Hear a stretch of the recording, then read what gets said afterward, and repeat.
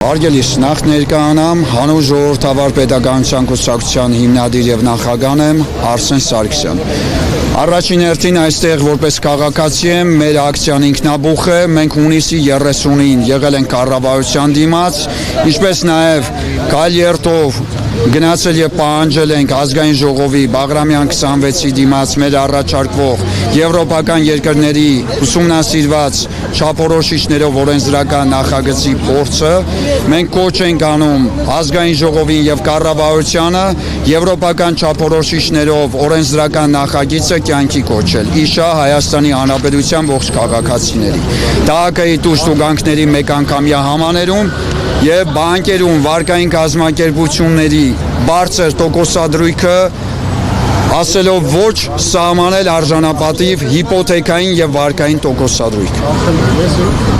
Դա Ուրսուլա ֆոն դեր Լայենի հետ ուզում ասել ինչքանով կապ ունի, քանի որ գիտեք այսօր Եվրահանձնաժողովի նախագահի եւ Փաշինյանի հանդիպումներ քիչ առաջ, բայց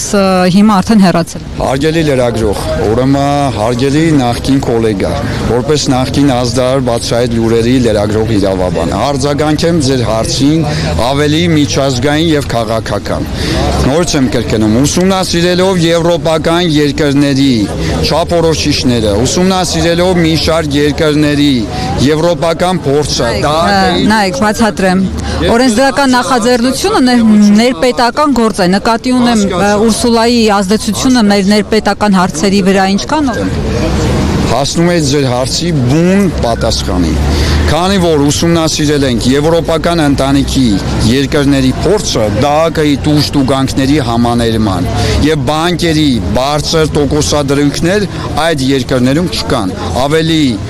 մեղմ են, ավելի նվազեցված տոկոսներ են, քան թե մեր երկրում 30 տարի շարունակ 14%, 20%, 25%, այստեղ կան նաև հայրենակիցներ, Վարք ՍԵԵՄ-ը 2020 թվականի սանձազերծված պատերազմից հետո թե Արցախում լուծարվել փակվել է, թե նաև Հայաստանի Հանրապետությունում 2020 թվականի դեկտեմբերի 20-ին, բայց բացվել է մեկ այլ կազմակերպություն, որը որ քաղաքացիներին շանտաժի լեզվով ներողություն Վարք ՍԵԵՄ-ից ով կա այստեղ։ Վարք ՍԵԵՄ-ում ով ունի, որ գումար են պահանջում ձեզանից։ Անցած անգամ եկեք այստեղ։ Քաղաքացուն զանգում շանտաժ են անում, ասում են գումարը վճարեք։ Ոչ մի եվրոպական երկրում նման բան չկա, սա լկտիության գագաթնակետն է։ Կազմակերպությունը լուծարվել է, բայց ձեզնից գումար են ուզում։ Բայց ես քաղաքացու գումար եմ ուզում։ 150,000 են տվել, հենց գլխից 15,000-ը վերցնում են, հիմա էլ 157,000 պահանջում են։ Ամեն օր։ Մի քանի անգամ 400,000 էլ ես եմ զանգում են, վճարում արել։